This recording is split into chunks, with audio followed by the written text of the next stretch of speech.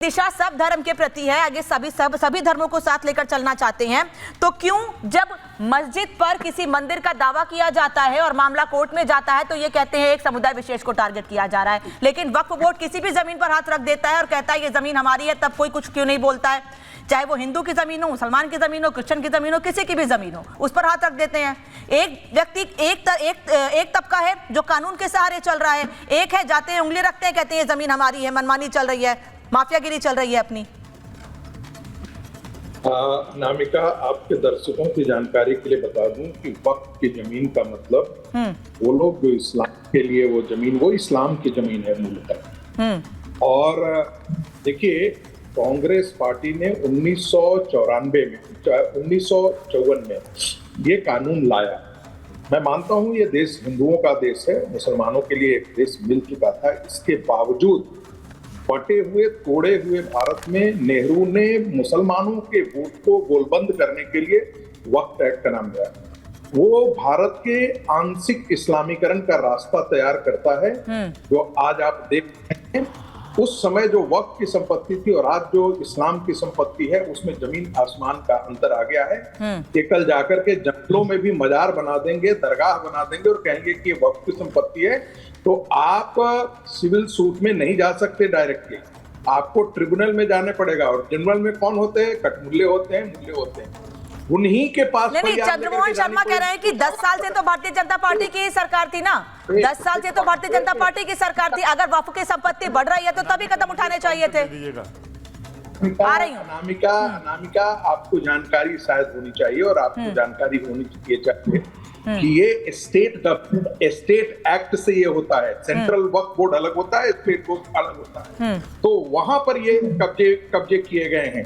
दूसरी बात, भारत के हिंदुओं को चाहिए कि 40,000 जो मंदिर मुल्लाओं ने, कठमुल्लाओं ने तोड़ा, जो बर्बर इस्लामिस्टों ने तोड़ा, उन सारे मंदिरों पर दावा ठोके। और ये भारत हिंदुओं की जमीन है, मुल्लाओं की नहीं है। ये इस्लाम के मानने वालों को एक जमीन दे चुकी है। 33% जमीन दे दिया गया है पाकिस्तान के नाम पर। और अब इसके लिए कोई जगह नहीं होनी चाहिए। वक्फ बोर्ड कानून खत्म होना चाहिए। ये जो दादागिरी है, गुंडागर्दी है, इस्लाम के नाम पर ये बंद किया जाना चाहिए। और ये बंद तभी हो सकता है जो 2 स्तरों पर काम हो। एक, वक्फ बोर्ड का सफाया होना, खत्म होना। ये सारी संपत्ति राष्ट्रीय संपत्ति घोषित की जानी चाहिए। क्योंकि मैं इसलिए भी कह रहा हूं, जो पाकिस्तान में भागा है मुसलमान यहां से, वो जाते जाते वो जमीन जो है वो वक्फ के नाम अपना कर करके गया है, इस्लाम के नाम पर दान करके गया है। और ये बात तक होता रहा है। मजेदार बात है, ऐसे जमीन जो पाकिस्तान के अंदर हिंदुओं की जमीन एनिमी प्रॉपर्टी है और यहां से भागा हुआ वो सैयद जवाद का दुश्मन। बात वही आ गई, सैयद जवाद वही आ गई बात कि जो लोग उस वक्त देश से गए थे 1947 में, उनकी जमीन को चिन्हित करने के लिए, उनकी जमीन को पहचानने के लिए सही व्यक्ति को वो जमीन जाए, वक्फ बोर्ड का गठन किया गया। अब 75 साल के बाद वक्फ बोर्ड की क्या जरूरत है? और आखिर उन जगहों पर दावे क्यों ठोके जा रहे हैं, उन जगहों पर दावे क्यों किए जा रहे हैं जो वक्फ बोर्ड के गठन के पहले से ही अस्तित्व में है? अनामिका, पहले तो बहुत आपत्तिजनक शब्दों का प्रयोग करा गया और आपने रोका नहीं इस शब्द को। ये दिन रात जहर उगलता है टीवी पे बैठ करके, अपने आप को प्रोफेसर बताता, पहली बात एक। और जिस शब्दों वाले यूज कर रहे टेलीविजन, नहीं, संगीत जी ऐसे नहीं प्लीज। संगीत रागी प्लीज। और सैयद जवाद आप भी ठीक से, सैयद जवाद आप भी सही शब्दों का इस्तेमाल करिए। संगीत रागी, किसी पर पर्सनल अटैक नहीं प्लीज।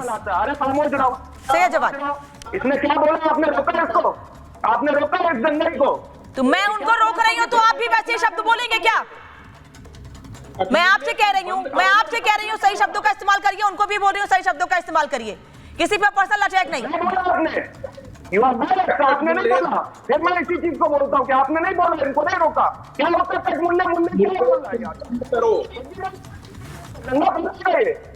ये आदमी दंगल, आपको कौन बुला लेते हैं आप लोग आकर के? ये दिन रात में पूरा देखता है। दूसरी सबसे बड़ी बात कह रहा हूं, अभी आपने कहा जो ट्रिब्यूनल होते हैं उसके चक्कर लगाएगा। तो ट्रिब्यूनल जो होते हैं ना, वो हेल्पिंग हैंड होते हैं। और किसके होते हैं? कोर्ट के हेल्पिंग हैंड होते हैं। और कोर्ट आज हिंदुस्तान में 70 से ज्यादा ट्रिब्यूनल चल रहे हैं और किसकी देखरेख में चल रहे हैं? सरकार की देख रेख नहीं तो मुझे ये बताइए सैयद जवाद, अगर किसी की जमीन पर वक्फ ने दावा कर दिया तो वो कोर्ट नहीं जाएगा ना, वो पहले ट्रिब्यूनल जाएगा। देखिए मैं बता रहा हूँ, मामला ट्रिब्यूनल में जाएगा पहले, और पहले आदमी, पहले इंसान पहले ट्रिब्यूनल के चक्कर लगाता रहे। मतलब वो कॉलेज, वो स्कूल जहां छात्र पढ़ने के लिए जाते हैं, वहां के संस्थापक, वहां का प्रशासन पहले इस कोर्ट के चक्कर लगाए, ट्रिब्यूनल के चक्कर लगाए। क्या करेंगे छात्र? अरे सुन लीजिए, सुनिए तो, अरे आप सुनिए, पूरी बात आप सुनती नहीं है। ट्रिब्यूनल जो होते हैं वो हेल्पिंग हैंड हैं और उनमें जल्दी सुनवाई होती है। अच्छा, और उस ट्रिब्यूनल को लेकर के हाई कोर्ट, मतलब आप तो न्याय व्यवस्था पर ही सवाल खड़े कर दे रहे हैं। आपने देश की न्यायपालिका के पैरेलल एक ट्रिब्यूनल बना दिया है और वहां पर जाए आदमी, वहां पर जाकर न्याय मांगे। देश की न्याय व्यवस्था, देश की न्यायपालिका सही न्याय नहीं करती है, समय पर न्याय नहीं करती है, जल्दी न्याय नहीं करती है। आपको मैडम फिर नहीं पता कोई चीज, अगर नहीं पता तो सीख लीजिए। ट्रिब्यूनल आपको सारी चीजें पता है। आप जब गलत चीज का समर्थन करेंगे तो आप हंसते रहेंगे, आप गलत चीज का समर्थन करेंगे तो आप हंसेंगे। वक्फ ने किसी जमीन पर अपना दावा कर दिया है तो मामला ट्रिब्यूनल नहीं जाएगा, मामला पहले कोर्ट में जाएगा। आप पहले जानकारी हासिल कीजिए सैयद जवाद, और चीजों को तोड़ मरोड़ कर मत पेश करिए। आपको नहीं पता है? अरे आपको नहीं पता तभी बता रहा हूँ ना।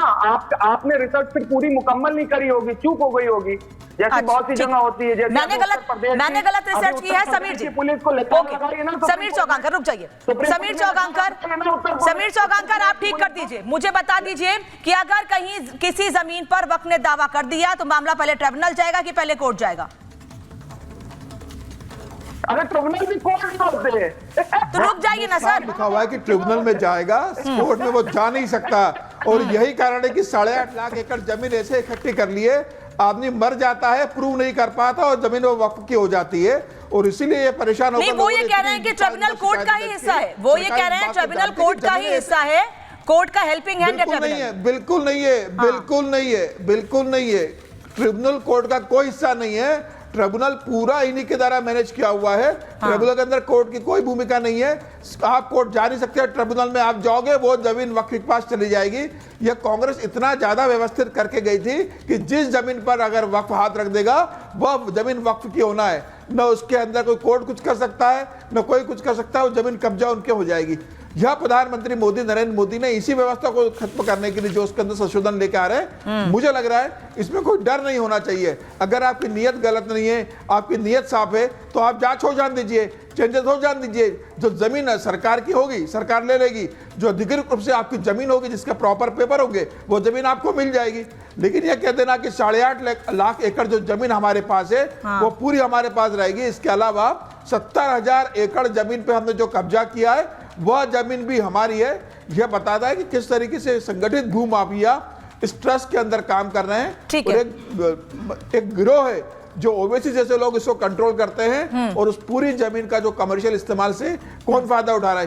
क्या फिर आज कह दीजिए कि अगर सैयद जवाद की बात से आप सहमत हैं और आप ये कहते हैं कि ट्रिब्यूनल कोर्ट का हेल्पिंग हैंड है, तो छोड़ दीजिए ट्रिब्यूनल ना, सीधे मामला निचली अदालत में जाएगा, फैसला जो देगा कोर्ट वो सबको मान्य होगा, नहीं लगाने पड़ेंगे ट्रिब्यूनल के चक्कर। पहले ट्रिब्यूनल जाए, फिर निचली अदालत जाए, फिर हाई कोर्ट जाए, फिर सुप्रीम कोर्ट जाए। कोर्ट को कहाँ मानना है? इन्होंने कह दिया संसद आपकी है, हम कोर्ट के सामने हो जाइए। आप बोल रहे थे, मैं सुन रहा था। मैंने आपको उदाहरण के साथ बताया कि लखनऊ का एक मामला है, मैं आपको एक नहीं अभी 10 मामले और बता दूंगा। आप जब ये कहते हैं कि कोर्ट में कोई सीधा जा नहीं सकता, आपको 100 मामले बता दूंगा। बहुत से मामले पेंडिंग है, बहुत से मामले पेंडिंग है। आप पता नहीं समीर जी की कौन सी जमीन फंसी हुई है जिसको नहीं ले जा पा रहे हैं। अरे ले जाइए भाई, आप भी 70,000 एकड़ जमीन अभी वक्फ ने दावा करके रखा हुआ हिंदुस्तान के अंदर। आपकी होगी, आप लाए होंगे, आपकी जमीन का दावा नहीं हो पा रहा होगा, ले आइएगा पेपर, हम दावा कर देंगे, फाइल करा देंगे। तो जांच करने में तकलीफ क्या है आपको? संशोधन हो जाने दीजिए ना, क्या तकलीफ है आपको? कौन सी आप सुप्रीम कोर्ट को नहीं मानते, आप हाई कोर्ट को नहीं मानते, आप संसद को नहीं मानते, आपकी संवैधानिक संस्था को नहीं मानते। हम जानकारी रखते हैं, जानकारी रखते हैं कि सही वकील के पास जाइए, दावा भी आपका वकील तो ओवैसी है, खाली आपका वकील तो ओवैसी है ना। पता नहीं चल रहा है, फखरुल साहब, अरे आपके आपका नेता तो मतलब जज पर भी सवाल खड़े कर देते जमीन है। हैं। फखरुल हसन चंद, आपके नेता तो जज पर भी सवाल खड़े कर देते हैं। वो तो ये तक कह देते हैं कि छोटे छोटे कोर्ट के जज हैं, छोटे छोटे जज हैं जो देश का माहौल खराब करना चाहते हैं, देश में आग लगाना चाहते हैं। कौन कह रहा है ये? अनामिका, सुप्रीम कोर्ट को नहीं मानते हैं। सर, रामगोपाल यादव जी ने कोर्ट के कहा है और सामने 2 आप बार नहीं कहा है। मांगेंगे। नहीं, तो आप सुप्रीम कोर्ट को मानते हैं समीर जी? सुप्रीम कोर्ट में नहीं, आपने पूछा ना किसने कहा, मैं बता रही हूँ। समाजवादी पार्टी के सांसद रामगोपाल यादव ने कहा। आपने सरेआम बोला है विस्तार से बताया गया, कि मानते सुप्रीम हैं? कोर्ट के से हम भीख मानते नहीं हैं? मांगेंगे। नहीं, आप अयोध्या सुप्रीम शाहबानों पे किसने बदलवाया था? शाहबानों पे सुप्रीम कोर्ट का निर्णय किसने बदलवाया था? शाहबानों पे सुप्रीम कोर्ट का निर्णय किसने बदलवाया था? राजीव गांधी से कह के। न कांग्रेस सुप्रीम कोर्ट को मानती है, न राजीव गांधी ने माना, न शाहबानों पे आपने माना। अभी तो निर्णय नहीं बदला। शाहबानों प्रकरण में आप बताइए ना। फैसले पे राम मंदिर का निर्णय आपने सुप्रीम कोर्ट को माना था? फैसले को नहीं मानेंगे आप? नहीं। चतुहीन सिन्हा, सर ऐसे दोनों लोग की आवाज समझ में नहीं आ रही है मुझे। आप लोग क्या